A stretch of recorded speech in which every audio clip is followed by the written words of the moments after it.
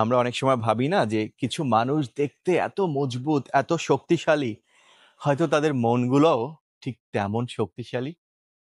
ভুল ধারণা। এই পৃথিবীতে সবচেয়ে নরম কি জানো? মানুষের মন।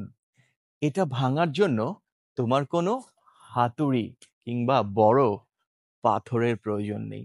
শুধুমাত্র কিছু অবহেলিত কথা, কিছু মিথ্যে বানোয়াট কথা, তার সম্পর্কে কিছু মিথ্যে বদনামই যথেষ্ট।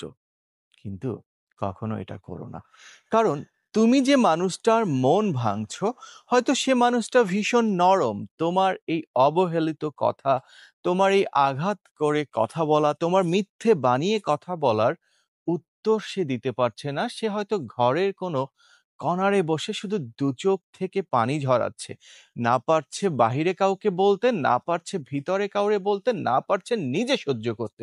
শুধুমাত্র একজনকে কিন্তু বলতে পারে, মহান রব্বুল আলামিন। যদি তাকে সে দুহাত তুলে বলে তার কষ্টের কথাটা, সেটা কিন্তু তোমার লেগে যাবে। আমি জানি হয়তো অনেকেই খারাপ ভাববে আমাকে, ভাইয়া কি বলে।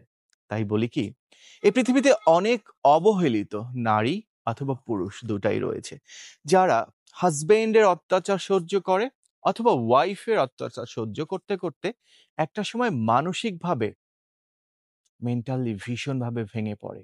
শুধুমাত্র এই বাজে কথাগুলো, এই বাজে ভাবে কথাগুলো বলার কারণে তারা এই মানসিক যন্ত্রণায় ভুগতে ভুগতে মহান রব্বুল আলমিনের কাছে বলে, আল্লাহ তুমি আমাকে দেখো, পৃথিবীতে তো আমার দেখার কেউ নেই।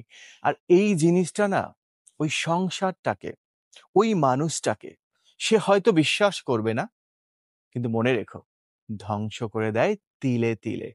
এই পৃথিবীতে অনেক মানুষ আছে যাদের আসলে কেউই নেই তাদের দুঃখগুলো বলার, মনের কথা বলার, অত্যাচারের কথা বলার। হয়তোবা অত্যাচারিত তারা, হোক ছেলে হোক মেয়ে। শুধুমাত্র মেয়ে মানুষ যে অত্যাচারিত হয় বা এ ধরনের অত্যাচারে ভোগে, ব্যাপারটা কিন্তু তা না। এই পৃথিবীতে হাজারো পুরুষও সেম অত্যাচারে ভোগে, তার ভালোবাসার মানুষ থেকে, তার ওয়াইফের কাছ থেকে, পার্টনারের কাছ থেকে একইভাবে কথা শুনতে শুনতে, বাজে কথা নিতে নিতে একটা সময় সে ডিপ্রেশনে চলে যায়। একটা সময় সে ভাবতেই শুরু করে যে আমার পার্টনার সবসময় আমার সাথে তো এটাই করবে। বড় হচ্ছে, এখন থেকে একা থাকি। এই ডিসিশনটাও একটা সময় কিন্তু এই একটা মাত্র কারণ, মন ভাঙার কারণ, বাজে কথা বলার কারণ, তাকে খোঁটা দিয়ে কথা বলার কারণ, ছোট করে কথা বলার কারণ, মিথ্যে মিথ্যে বানিয়ে কথা বলার কারণেই তৈরি হয়।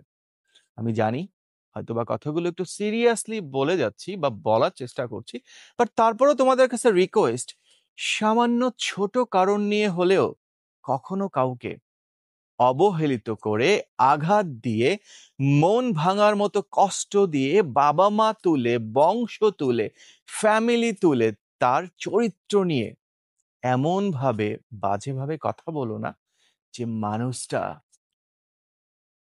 নষ্ট হয়ে যেতে, পাগল হয়ে যেতে, সাইকোলজিক্যালি যে সমস্যা যেটাকে বলে, এটাতে পড়তে বাধ্য না হয়। ভালো থেকো। ধন্যবাদ সবাইকে।